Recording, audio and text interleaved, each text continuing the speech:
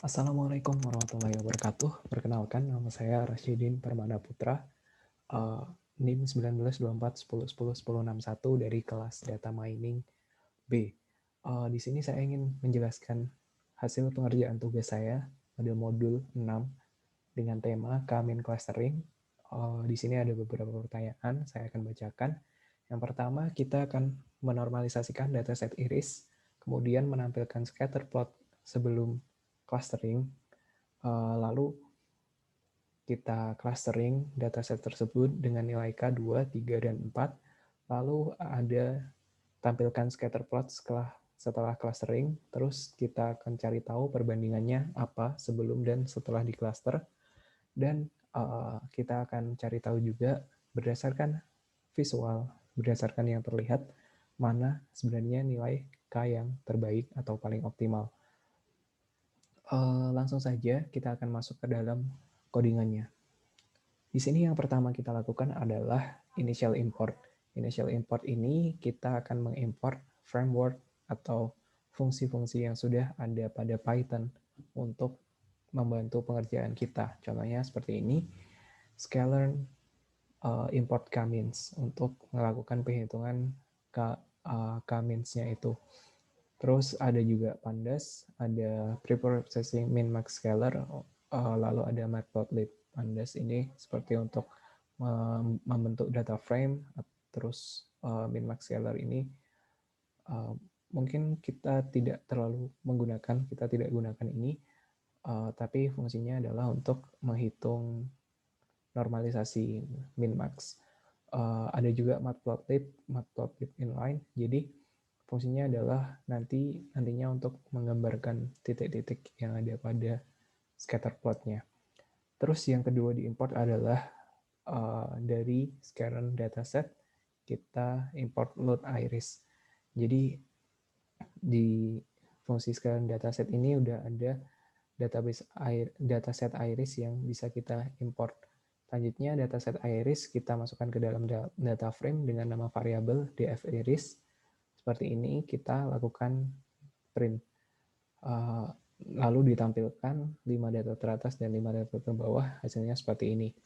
Selanjutnya kita melakukan normalisasi pada data frame iris. Normalisasinya kita menggunakan rumus mohon maaf saya baru menyalakan kamera. Normalisasinya menggunakan rumus seperti ini. Saya mendapatkannya di Stack Overflow. Jadi rumusnya df iris dikurangi df iris min per df iris max dikurangi df iris min. Data frame iris dimasukkan ke dalam data yang ada pada variabel iris dimasukkan ke dalam data frame iris lagi. Lalu di print dan keluar data seperti ini. Selanjutnya adalah kita membuat fungsi untuk melakukan penghitungan dan penggambaran scatternya nanti. Jadi untuk yang pertama dilakukan adalah tampilkan scatter plot sebelum clustering. Jadi kita membuat fungsi menampilkan scatter plot sebelum clustering seperti ini fungsinya. Jadi kita memanggil fungsi scatter dari framework VLT yaitu matplotlib. Di sini kita masukkan data frame-nya adalah iris, data frame-nya adalah df iris, lalu kolom X dan kolom Y. Seperti ini, lalu ada fungsi kedua adalah clustering. Di sini ada 3 masukan, yaitu N, X, dan Y. N ini adalah merupakan nilai N dari k-means-nya itu. Terus ada Y predicted, terus kita untuk mempredik nilainya. Terus ada di sini df prediknya itu nanti bakal dimasukkan ke df iris cluster. Selanjutnya ada fungsi scatter cluster. Jadi ini menampilkan scatter plot dari data yang sudah di cluster. Rinciannya seperti ini, yang dimasukkan juga 3 nilai N dari K, lalu X dan Y-nya. X dan Y itu adalah nama kolomnya dari dataset itu, seperti sepal length, petal width, seperti itu.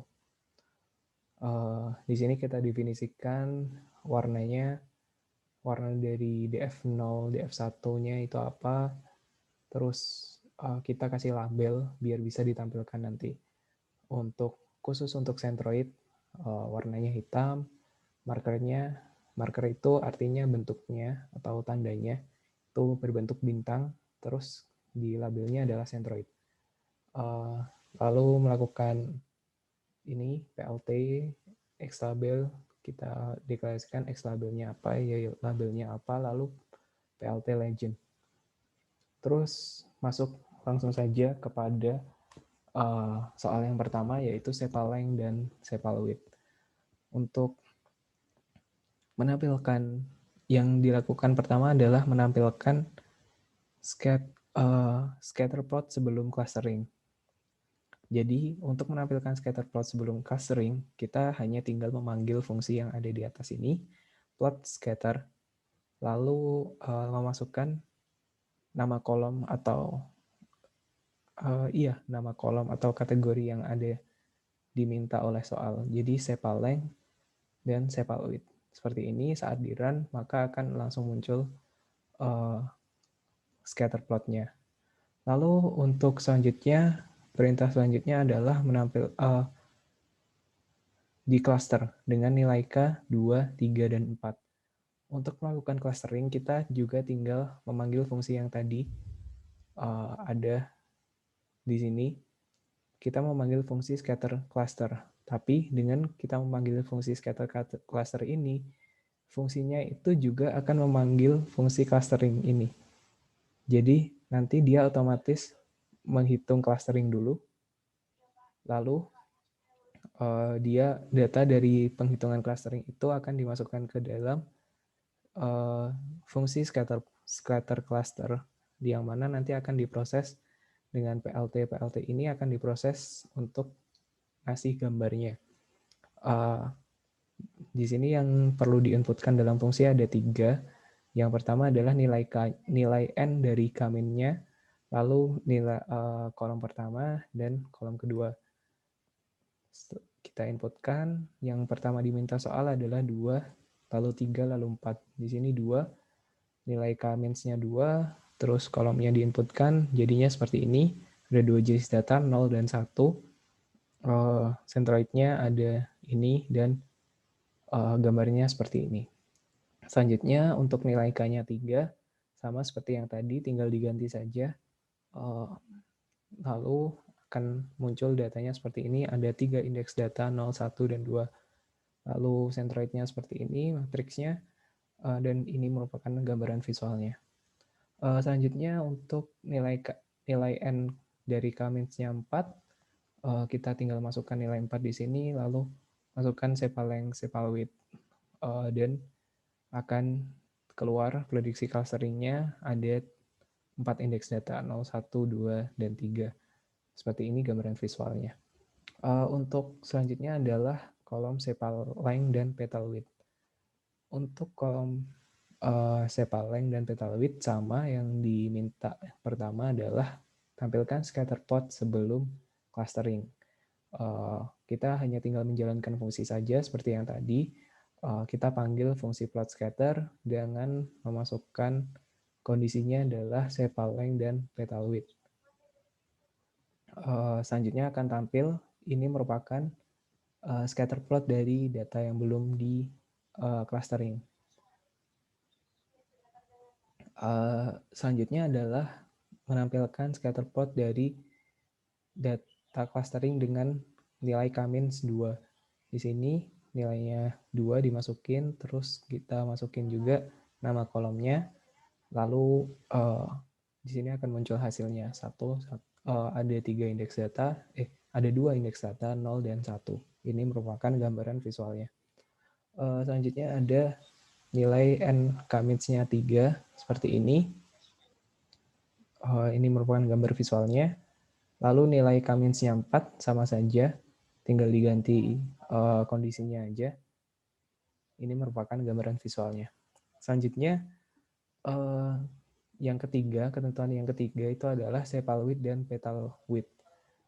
Di sini yang pertama dilakukan menampilkan scatter plot sebelum di clustering.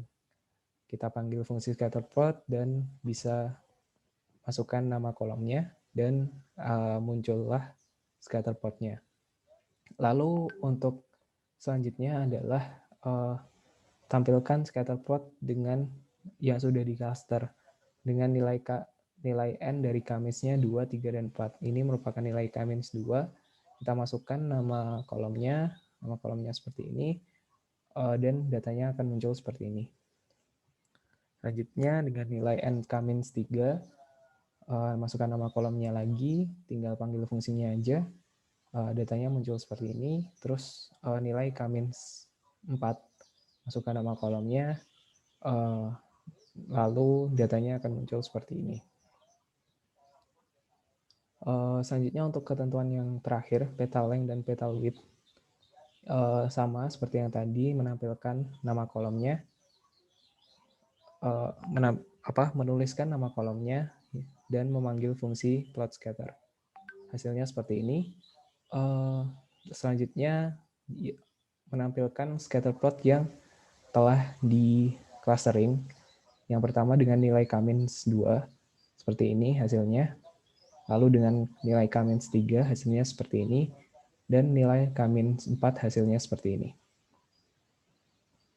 Pertanyaan selanjutnya adalah analisa perbandingan scatter plot sebelum clustering dan setelah clustering. Terlihat perbedaan scatter plot sebelum clustering dan setelah clustering itu adalah terjadinya pengelompokan data. Seperti ini, jadi 2 kelompok. Kalau ini masih satu aja, seperti itu, satu kesatuan.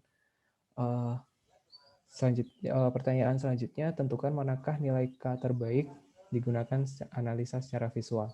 Jadi kalau kita lihat secara visual saja, menurut saya nilai K yang terbaik itu adalah 3. Kenapa 3? Karena misal kita lihat di 1, ini kita bisa lihat ada satu data atau satu titik data yang berada sangat jauh dari centroid. Hari ini bisa menjadikan prediksinya tidak maksimal.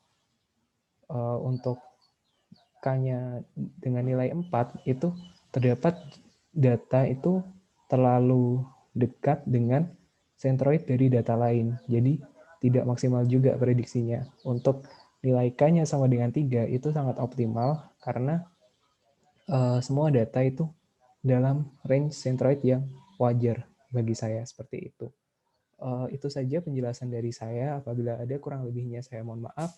Sekian, wassalamualaikum warahmatullahi wabarakatuh.